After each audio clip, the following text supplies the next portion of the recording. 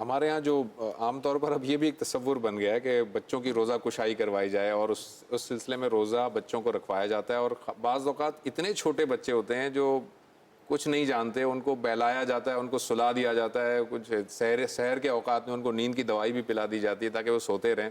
تو اس طرح سے روزہ رکھوانا اور بچوں کی اس طرح سے تربیت کرنا کیا ضروری ہے یہ؟ نہیں، پہلی چیز تو یہ سمجھ لیجئے کہ جب بھی آپ بچے کو روزہ رکھوا رہے ہیں تو یہ دیکھ لیں کہ بچہ اس کا تحمل کر سکتا ہے یا نہیں. ہم بہت سی چیزوں کی تربیت کرتے ہیں، تربیت کرنا یہ بڑی اچھی بات ہے، لیکن یہ ضرور دیکھ لینا چاہیے کہ اپنی صحت کے لحاظ سے، موسم کے لحاظ سے وہ اس کا تحمل کر سکتا ہے یا نہیں. بچے کی زندگی کو آپ خطرے میں نہیں ڈال سکتے. تو یہ تو اصولی بات ہے.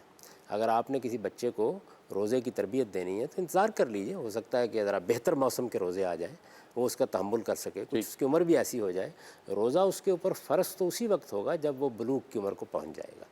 اس سے پہلے روزے سے مانوس کرنا، یہ احساس دلانا بچے کو کہ یہ ایک عبادت ہے، ہم مسلمان ہیں اور ہم یہ عبادت کرتے ہیں.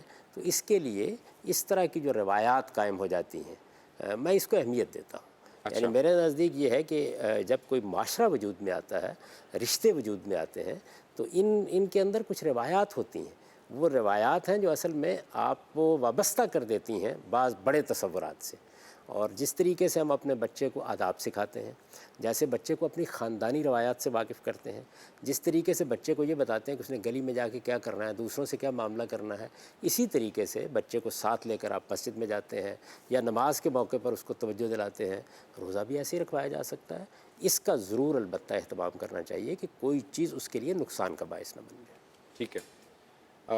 یہ ایک کوشچن ہے جاوید صاحب کہ جو شخص بغیر کسی عذر کے روزہ نہیں رکھتا، کوئی عذر نہیں ہے اسے، کیا اس کے لیے قرآن مجید نے یا احادیث مبارکہ میں کوئی سزا تجویز کی گئی ہے، یا کیا ریاست اس پر کوئی سزا اپلائی کر سکتی ہے؟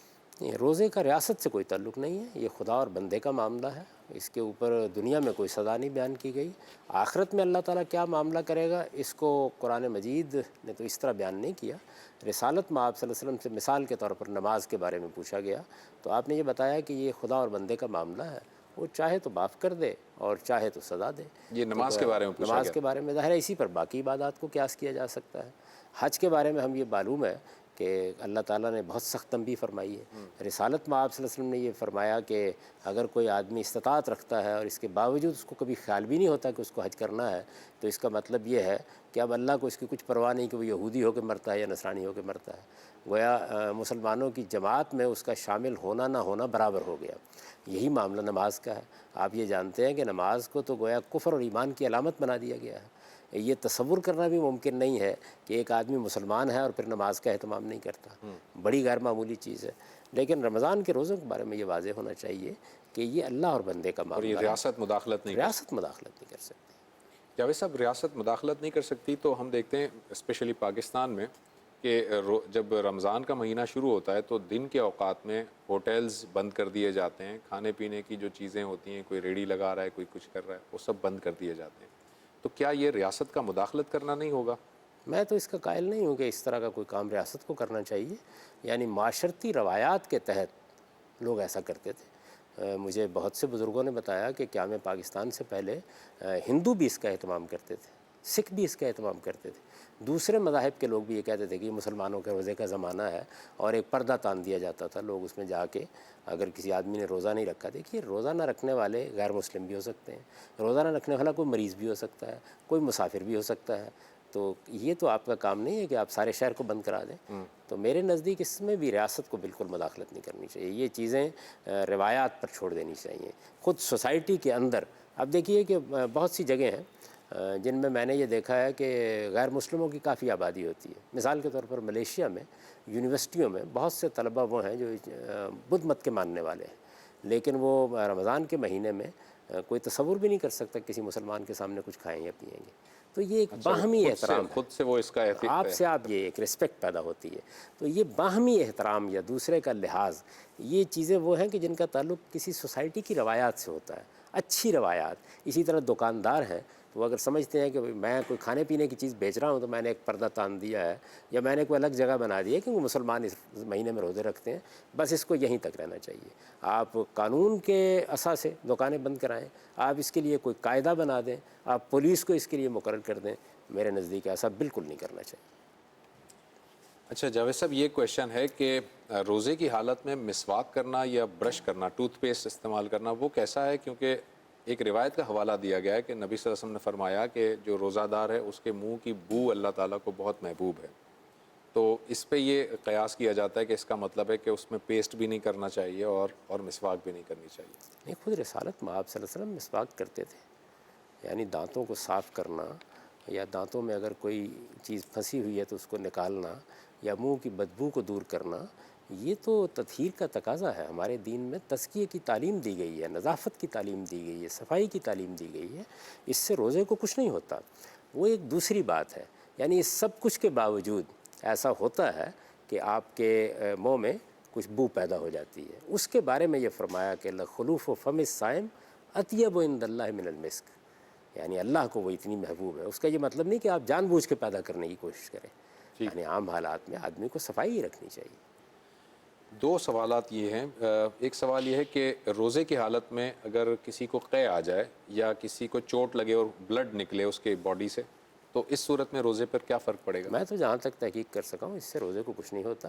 یہ البتہ ایک الگ صورتحال ہے کہ قے آئی، منہ بھر کر آپ نے دوبارہ نگل لی، ٹھیک ہے، تو اس سے روزہ ٹوٹ جائے گا۔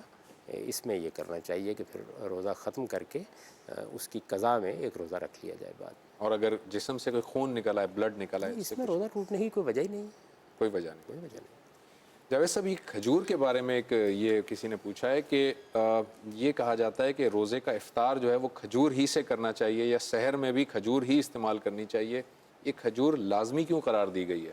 نہیں، ایسی کوئی چیز لازم نہیں قرار دی گئی۔ دیکھیے بات یہ ہے کہ رسول اللہ صلی اللہ علیہ وسلم عرب میں تھے، آپ کچھ کھاتے تھے، کچھ پیتے تھے، آپ جانتے ہیں کہ کھجور عرب میں بہت محبوب پھل سمجھا جاتا ہے، تو لوگ عام طور پر آپ کے ساتھ ایک تعلق کے اظہار کے لیے کھجور کا اہتمام کرتے ہیں، یعنی وہ پھل بھی بہت اچھا ہے اور قوت کا ذریعہ بھی بنتا ہے، اور رسالت میں آپ صلی اللہ علیہ وسلم کے علاقے کا ایک پھل ہے، ٹھیک، یعنی وہاں زیادہ تر وہی استعمال کیا جاتا تھا، تو اس سے ایک طرح ایک نسبت کا احساس بھی پیدا ہوتا ہے۔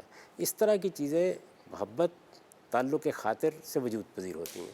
ایک سوال یہ پریکٹیکل نوعیت کا سوال ہے جاوید صاحب کہ اگر کسی خاتون کے گھر میں یہ ہو معاملہ کہ اس کا شوہر جو ہے وہ ذرا سختی کرتا ہو کھانے پینے کے ذائقے میں، تو کیا وہ روزے کی حالت میں وہ خاتون سالن میں نمک یا مرچ وغیرہ کو ٹیسٹ کر سکتے، چیک کر سکتی ہیں؟ یا اگر کوئی مجبوری کی اس طرح کی صورت پیدا ہو گئی ہے تو وہ ایسا کر سکتی ہے، اس سے امید ہے اللہ تعالیٰ اس کا روزہ قبول فرمائیں گے۔